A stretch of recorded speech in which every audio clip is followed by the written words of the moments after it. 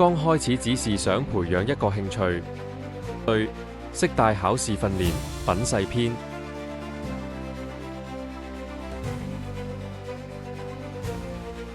升段考帶成功。6歲開始對打訓練。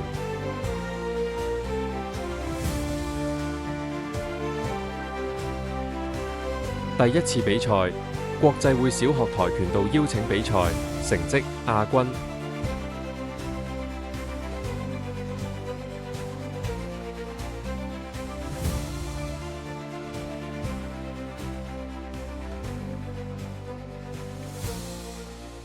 7歲，每星期跆拳道恆常班、搏擊班訓練，加強訓練。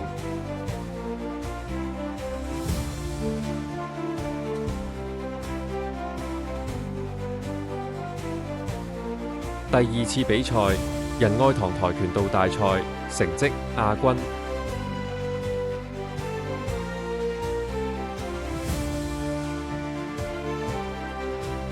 備戰奮進杯跆拳道搏擊邀請賽。自從我女兒開始學習跆拳道以來，成長之路可謂充滿挑戰與成就。初的幾堂課中，她面對的不僅是新的動作和技巧，我懷疑和挫折感。每當她跌倒後，我都看到堅持站起來的決心，這令我倍感驕傲。